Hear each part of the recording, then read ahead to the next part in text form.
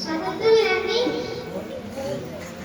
आजच्या दिवशी स्वातंत्र्यवीरांनी बलिदान दिले. 15 ऑगस्ट 1947 रोजी आपला भारत देश स्वतंत्र झाला. एवढे बोलून मी माझे 2 शब्द